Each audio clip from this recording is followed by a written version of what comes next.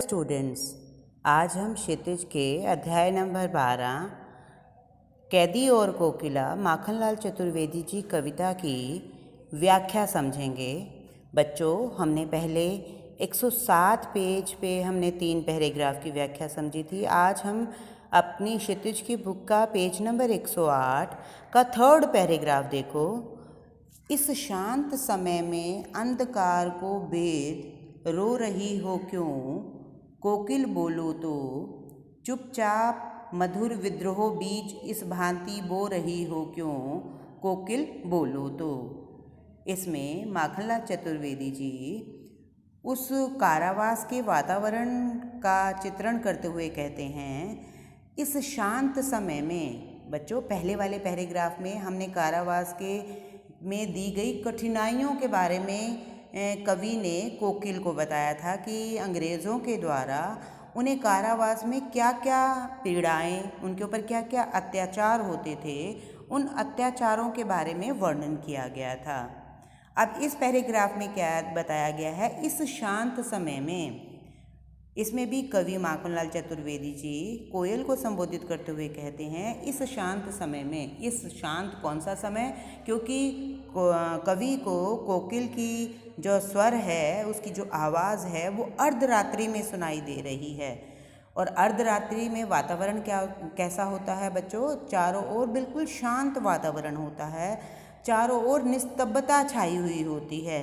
इसलिए कवि माखनलाल चतुर्वेदी जी कहते हैं कि इस शांत समय में अंधकार को भेद मीन्स चीरना, भेदना, कि तुम इस शांत समय में अंधकार को चीरती हुई रो रही हो क्यों।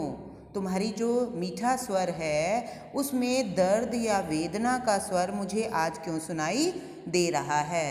दोबारा से सुनो बच्चों, कि इसमें माखनलाल चतुर्वेदी जी कोयल को संबोधित करते हुए कहते हैं कि जब चारों ओर आधी रात के समय शांत वातावरण है, चारों ओर निस्तब्धता छाई हुई है, चुप्पी छाई हुई है, ऐसे समय में हे कोयल, तुम बताओ कि इस अंधकार को चीरती हुई तुम्हारा जो आवाज़ है वो मुझे आज दर्द और वेदना से भरी हुई क्यों सुनाई पड़ रही है। कोकिल बोलो तो, हे कोयल, तुम इसका कोई तो उत्तर दो।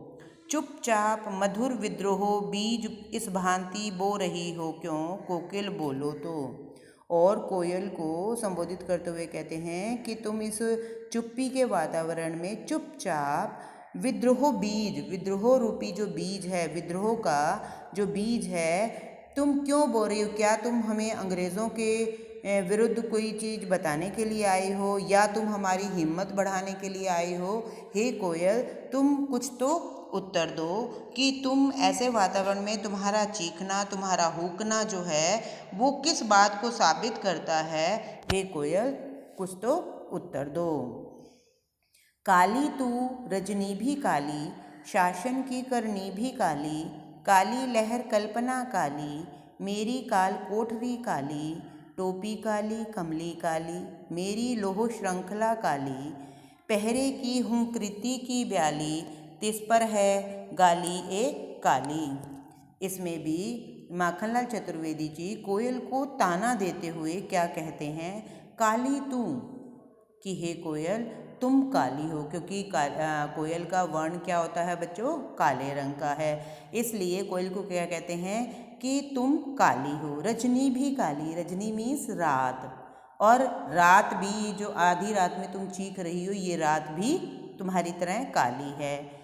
शासन की करनी भी काली, और अंग्रेजी शासन की जो करनी है, जो कार्य हैं, वो भी काले हैं। क्यों काले हैं? क्योंकि अंग्रेज़ भारतीयों पर अन्यायपूर्ण व्यवहार करते हैं, उनके ऊपर अत्याचार करते हैं।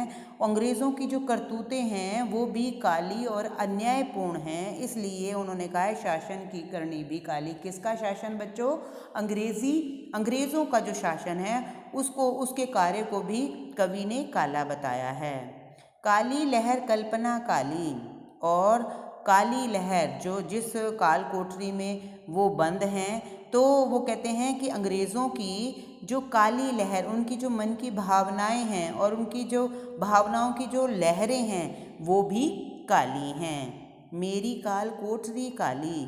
और कवि कहते हैं कि जिस कोठरी में मुझे बंद किया हुआ है वो मेरी काल कोठरी भी बंद है। टोपी काली कमली काली, और मेरी जो टोपी है वो भी काली है, और मेरी इसके साथ साथ मेरी कोठी भी काली है। टोपी काली कमली काली, मेरी लोह श्रृंखला काली।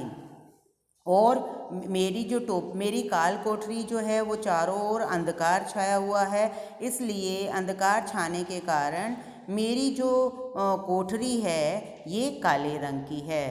तथा मेरी जो टोपी है वो भी काली है। और कंबली मीन्स बच्चों क्या होता है, कंबल, कि जो मुझे इस कारावास में अंग्रेज़ी सरकार के द्वारा जो कंबल मिला हुआ है ये कंबल भी काली है।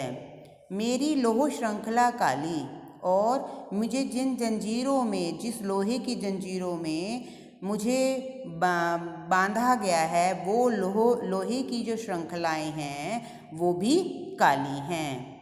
पहरे की हूँ कृति की ब्याली, और जो इन अंग्रेज़ी शासकों के द्वारा जो मेरे पहरेदार हैं, हुंकृति मीन्स बच्चों क्या होता है, आवाज़, हुंकार। और इन पहरेदारों की जो आवाज़ है, जो हुंकार है, वो भी ब्याली मीन्स क्या होता है, सर्पनी, वो भी सर्पनी जैसी उनकी हुंकार है।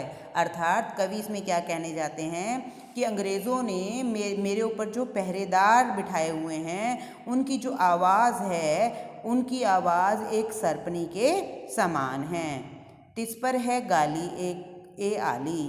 आली का मतलब क्या बताया गया था, सखी किसे कहा है कवि ने, कोयल को कहा है कि हे कोयल, तिस पर है गाली। और इस पर वो उनकी आवाज़ तो इतनी भयंकर है ही, इतनी घनघोर है ही उनकी आवाज़, इस पर भी वो गाली देकर भारतीयों को पुकारते हैं। तो इसमें जो है वो काली जो वर्ण है, काला जो रंग है, वो किसका प्रतीक माना है कवि ने, अन्याय का, पाप का, अधर्म का, भयानकता का प्रतीक माना है।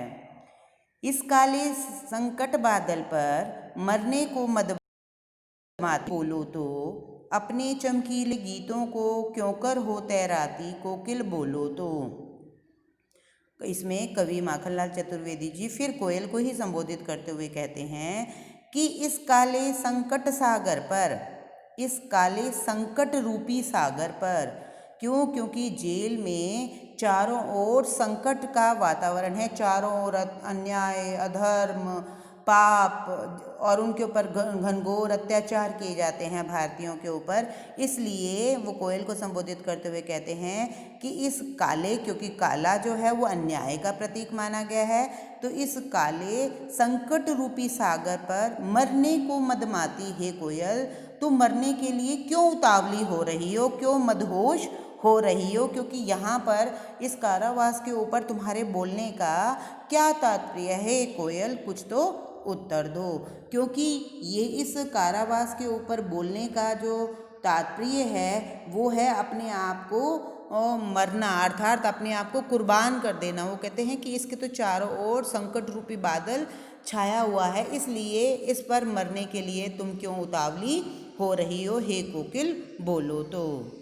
अपने चमकीले गीतों को क्यों कर हो तैराती कोकिल बोलो तो।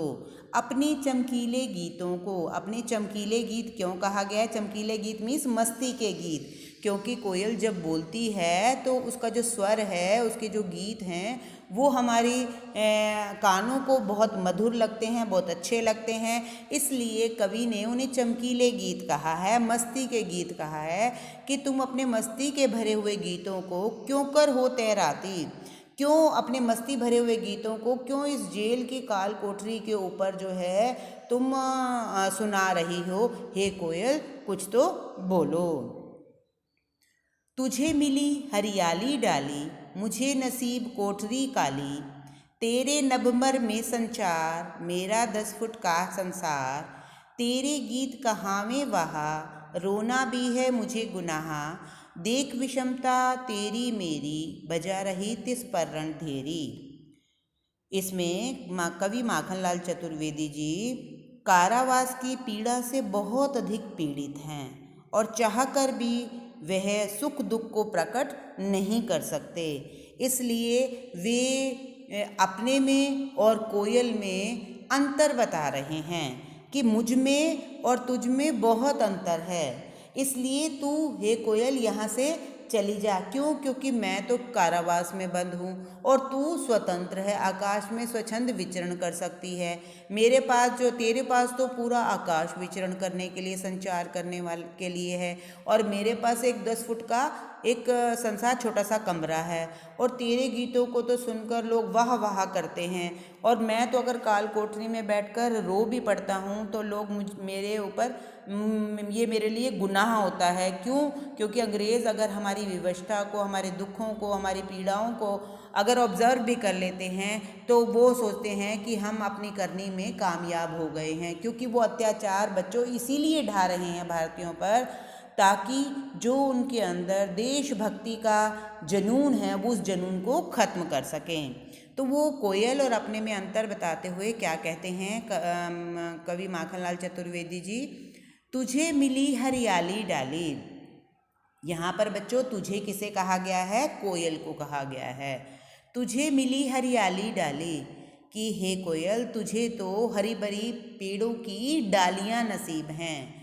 तू तो स्वच्छंद रूप से पेड़ों की हरी भरी डालियों पर बैठ सकती है, उड़ सकती है, लेकिन मेरा नसीब क्या है? मुझे नसीब कोठरी काली, लेकिन मुझे तो देशभक्ति के परिणाम स्वरूप मुझे तो मेरा नसीब में तो क्या मुझे मिला है? एक काल कोठरी ही मिली है, क्योंकि मैं देश को आज़ाद कराना चाहता था, स्वतंत्रता की बेड़ियों को से मुक्त भारत को कराना चाहता था, और अंग्रेज़ों ने क्या किया? मुझे इस काल कोठरी में बंद कर दिया, इस काली कोठी में बंद कर दिया। अर्थात कोयल और अपने में अंतर बताता है कि तुझे तो पेड़ों की हरी भरी डालियाँ नसीब हैं और मुझे, मेरे नसीब में क्या है? ये काल कोठरी है। तेरा नभ भर में संचार, और तेरा जो है वो तो पूरे आकाश में तू संचार विचरण कर सकती है, घूम सकती है, तू तू स्वच्छंद है, स्वतंत्र है, तू आकाश में कहीं भी घूम सकती है। मेरा 10 फुट का संसार, लेकिन मेरा जो संसार है वो तो 10 फुट में ही सिकुड़ कर रह गया है, क्योंकि आज जिस कोठरी में वो बंद हैं वो 10 फुट की उस काल कोठरी में एक छोटे से कमरे में वो बंद हैं। तो तुझ में और मुझ में क्या अंतर है कि तू तो स्वच्छंद विचरण संसार में पूरे आकाश में कर सकती है, और मेरा नसीब में क्या है? ये 10 फुट का ही संसार है। तेरे गीत कहावे वाह, और तेरे गीतों को सुनकर तो लोग वाह वाह करते हैं, तेरे गीतों को सुनकर लोग तेरी प्रशंसा करते हैं, उन्हें सुख की अनुभूति होती है। रोना भी है मुझे गुनाह, लेकिन मेरा तो रोना भी मेरे लिए गुनाह बन जाता है। क्यों? क्योंकि इतने अत्याचारों को सहन करने के बाद मैं तो रो भी नहीं सकता, क्योंकि अंग्रेज़ अगर मेरे रोने को, मेरे दर्द को अगर भांप जाते हैं तो वो सोचते हैं कि उनके द्वारा किया गया कार्य जो है वो सार्थक हो गया, क्योंकि वो अत्याचार अन्याय इसीलिए ही कर रहे हैं ताकि इनके अंदर जो देशभक्ति की भावना है वो जो है वो देशभक्ति की भावना है वो खत्म कर सके।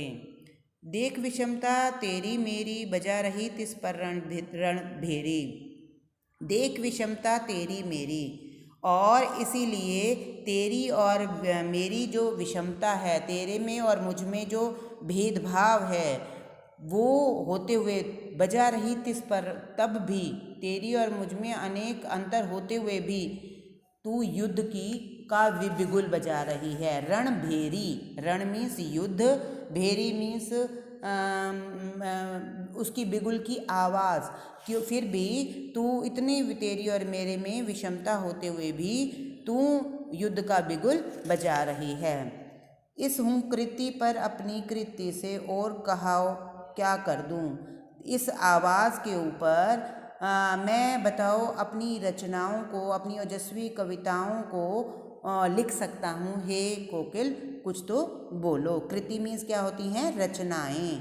कोकिल बोलो तो। मोहन के व्रत पर प्राणों का आसव किसमें भर दूँ, मोहन, मोहन मीन्स मोहनदास करमचंद गांधी, कि मोहनदास करमचंद गांधी के व्रत के ऊपर मैं, जो उन्होंने देश को आज़ाद कराने का एक व्रत लिया था, मैं उनके उस व्रत पर अपने प्राणों को भी आसव किस में भर दूं। आसव का क्या मतलब? शक्ति, कि मैं तो किस में शक्ति भर सकता हूँ, अर्थात प्राणों में अमृतत्व भर सकता हूँ, अर्थात मैं जो हूँ मोहनदास करमचंद गांधी के उस व्रत को पालन करने वाला हूँ, उनका मार्गदर्शन करने वाला हूँ। हे कोकिल कुछ तो बोलो।